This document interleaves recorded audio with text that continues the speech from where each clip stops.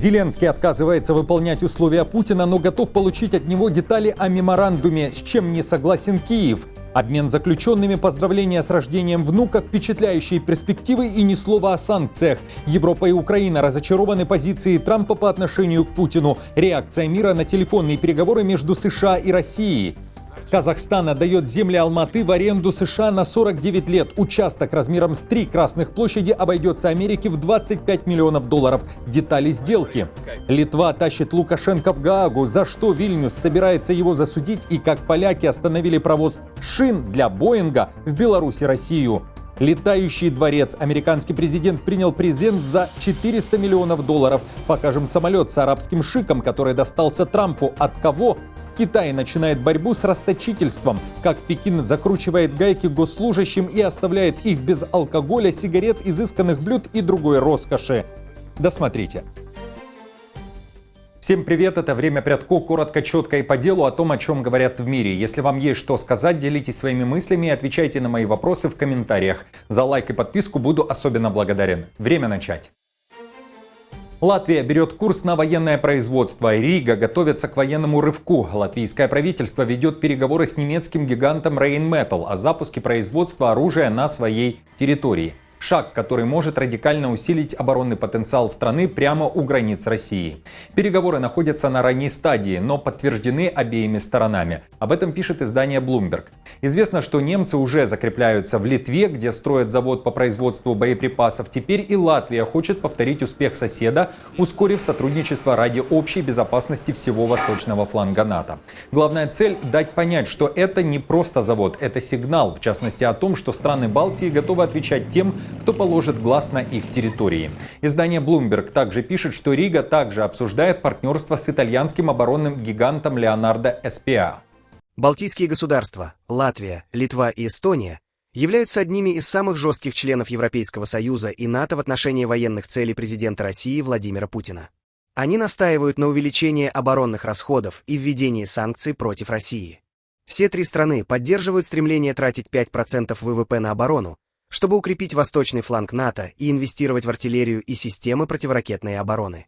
В материале западных медиа говорится и о том, что теневой флот России остается под прицелом. После инцидента с попыткой досмотра российского судна в водах Эстонии регион резко усилил давление, пишет Bloomberg. А премьер Латвии Эвика Селиня заявила, далее цитата: «Мы не позволим теневому флоту без документов творить, что им вздумается. Мы не дадим им беспрепятственно продолжать». Конец цитаты. Ранее в своих выпусках я уже рассказывал, что в Балтийском море было горячо на прошлой неделе. Сначала Эстония попыталась задержать российское судно с помощью катеров и вертолетов НАТО, но попытка провалилась. А после Россия задержала танкер, который вышел из эстонского порта.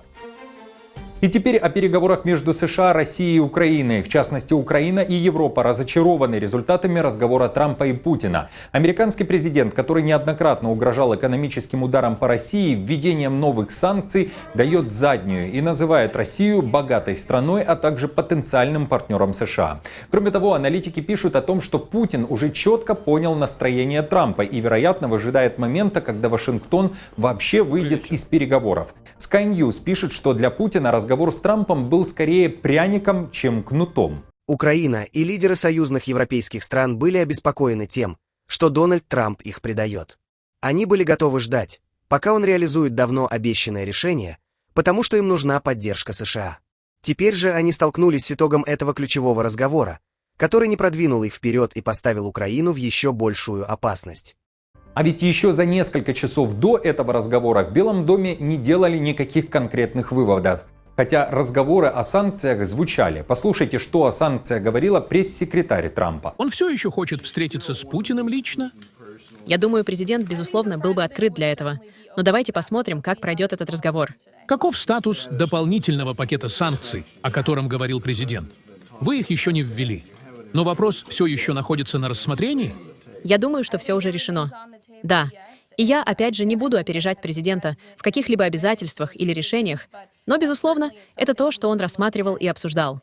Итак, переговоры длились 2 часа 5 минут. Они были третьими по счету после прихода Трампа в Белый дом и начались с того, что Путин поздравил американца с рождением 11-го внука. Дальше сразу началось обсуждение войны в Украине. Путин назвал переговоры содержательными, откровенными и полезными. Вновь заявил о первопричинах, которые необходимо устранить, и заявил, что Москва готова и дальше вести переговоры с Киевом. Мы должны просто определить наиболее эффективные пути движения к миру. Договорились с президентом Соединенных Штатов о том, что Россия предложит и готова работать с украинской стороной над меморандумом по поводу возможного будущего мирного договора с определением ряда позиций, таких как, например, принципы урегулирования, сроки возможного заключения мирного соглашения и так далее, включая и возможное прекращение огня на определенное время в случае достижения соответствующих договоренностей. Трамп тем временем и слова не обронил о санкциях для России. Наоборот, говорил, что потенциал РФ безграничен. Американский президент уверяет, что о результатах переговоров он уже рассказал Зеленскому, Урсуле фон дер Ляйен, президенту Европейской комиссии, а также Макрону, премьер-министру Италии Джорджии Мелони, Мерцу и президенту Финляндии Стубу. Кроме того, заявил о немедленном старте переговоров. Россия и Украина немедленно начнут переговоры о прекращении огня, что более важно, о завершении войны. Условия будут согласованы между двумя сторонами, как и должно быть, поскольку только они знают детали переговоров, которые никому другому не известны. Тон и дух беседы были превосходными. Если бы это было не так, я бы сказал об этом сейчас, а не позже. По заявлениям Кремля, США и Россия также обсуждают обмен заключенными между Вашингтоном и Москвой по формуле 9 на 9 и вообще говорят, что перспективы отношений, далее цитата, впечатляющие. Встреча Трампа и Путина состоится, но пока надо к ней подготовиться, уверяет помощник Путина Ушаков. Не менее важно, что вот в русле такого откровенного и дружеского обмена мнениями президенты договорились, что будут созваниваться по мере необходимости. То есть Трамп сказал: Владимир, ты можешь в любой момент поднять трубку, я с удовольствием отвечу, с удовольствием с тобой переговорю. Вот эта концовка тоже характеризует характер разговора, который состоялся между лидерами.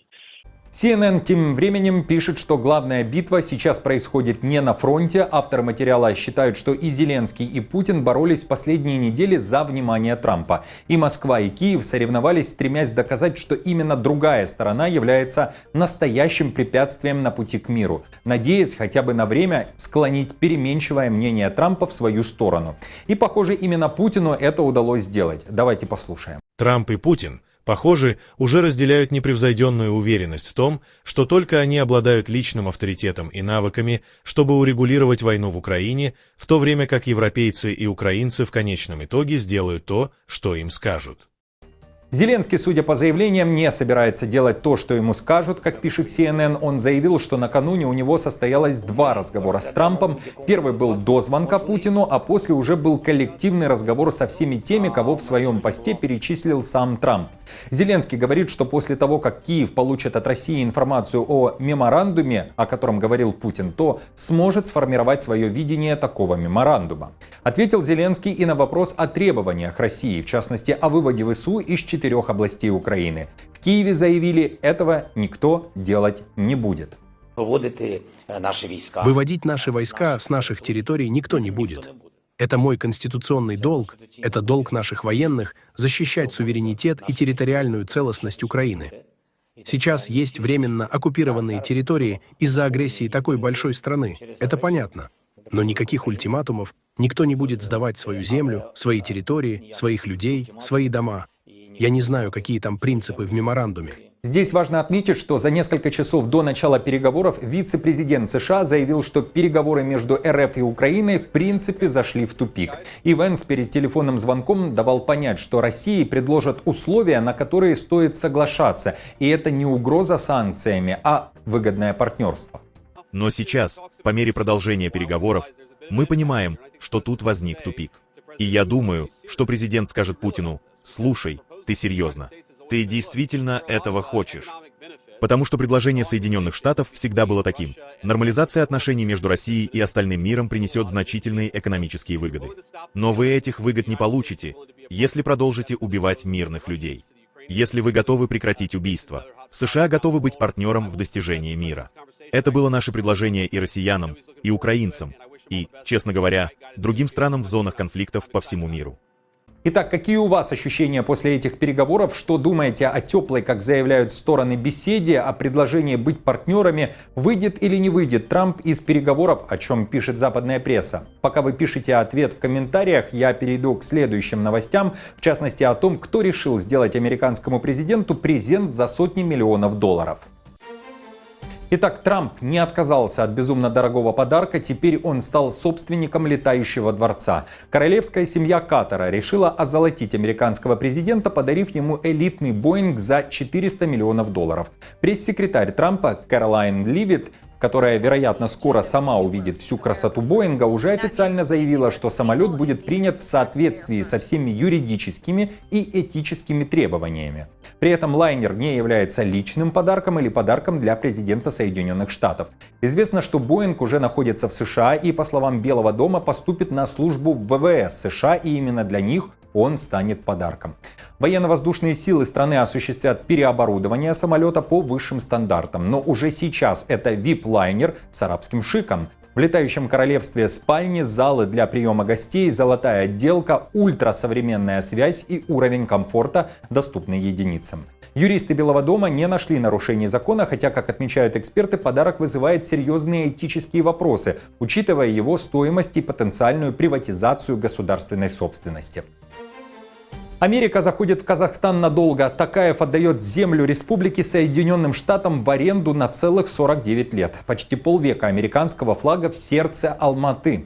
Президент Казахстана уже подписал закон, по которому Вашингтон получает в аренду более 70 тысяч квадратных метров элитной алматинской земли. 70 тысяч квадратных метров — это как парк Шевченко в Киеве, или как почти 3 Красных площади, или же как 4 площади Победы в Минске. Известно, что участок, который арендуют Штаты, находится в одном из самых престижных и дорогих районов города, где действуют жесткие ограничения по высотности. Итак, в целях Америки возвести на этом участке казахстанской земли настоящий дипломатический хаб, здание генконсульства, представительство Минторга США, агентство по борьбе с наркотиками и даже коммерческую службу. За аренду Штаты внесут единовременный платеж в 25 миллионов долларов. Далее никаких налогов, никаких сборов, все расходы на американцах, но полная свобода на 49 лет. Польша поймала санкционный рейс. В Варшаве заявляют, что накрыли фуру с 5 тоннами авиационных шин для Боинг, шедших транзитом через Беларусь и Россию. Формально это груз для гражданских самолетов, но по факту санкционный товар запрещенный к ввозу в рамках ограничений ЕС. Инцидент случился в Корощине, сообщила польская национальная налоговая администрация.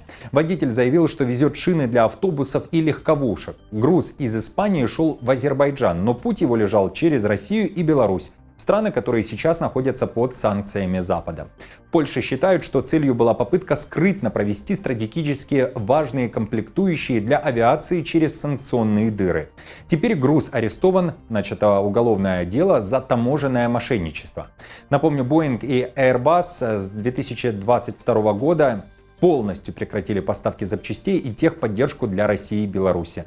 Далее объяснение, которое опубликовала польская налоговая администрация. Транзит такого рода товаров через территорию Беларуси и России подпадает под санкции в соответствии с регламентом Совета ЕС, который касается ограничительных мер в связи с действиями России, которые дестабилизируют ситуацию в Украине. Тем временем Литва тащит Лукашенко в Гаагу. Подан иск из-за гибридной атаки мигрантами через Беларусь. Скандал международного уровня и тоже из-за границы. Вильнюс официально подал иск против Беларуси в Международный суд ООН в Гааге за сознательную организацию миграционного давления на кордоне. Виновник, по версии Вильнюса, Лукашенко, который, как утверждается, целенаправленно нагонял потоки нелегалов к литовской границе. Литва заявляет, что с 2021 года из Беларуси хлынул беспрецедентный поток нелегалов. По материалам дела белорусские госструктуры организовывали рейсы из Ближнего Востока, раздавали визы, размещали мигрантов, и силовики Минска лично сопровождали людей к границе, зачастую вынуждая их нарушать границу Литвы в опасных условиях, сообщают в Вильнюсе. Все попытки наладить сотрудничество с белорусскими пограничниками провалились, те попросту игнорируют Литву, пишет издание ЛРТ. В Минюсте Литвы назвали подачу иска историческим шагом. А вот чего требует Вильнюс от Лукашенко, давайте послушаем. Литва требует полного возмещения ущерба, включая расходы на строительство границы, а также гарантий, что действия, противоречащие международному праву, не повторятся. Пекин закручивает гайки. Китайская власть официально объявила войну расточительству в госорганах. Новым документом, положением о строгой экономии и борьбе с расточительством должны руководствоваться абсолютно все. Итак, бюджеты теперь под микроскопом, никаких лишних трат, например, в командировке только по делу, туризм под прикрытием госзаданий вне закона, а поездки за границу строго по лимиту, без теплых стран, сувениров и банкетов за казенный счет. Госприем без изысканных блюд, стол скромный, сигареты и алкоголь под запретом, на приемы без официального приглашения табу, служебный транспорт только по нужде, личный Мерседес чиновника за счет бюджета теперь прошлое. Приоритет – отечественный автопром и электроавтомобили. Совещания только по сути, конференции в курортных зонах под запретом. Положение усиливает ответственность за соблюдение строгой экономии и противодействие расточительству, закрепляет институциональные механизмы для того, чтобы партийные и государственные органы жили посредством. Друзья, как вам такие изменения, введенные Центральным комитетом Коммунистической партии и Госсовета Китая, по делу, по существу, или же госслужащие должны чувствовать себя комфортно? Нужны ли такие жесткие меры в ваших странах? Напишите об этом в комментариях. И, друзья, спасибо вам за комментарии и за поддержку лайком. Новости за неделю собраны в плейлист. Переходите и смотрите. До встречи.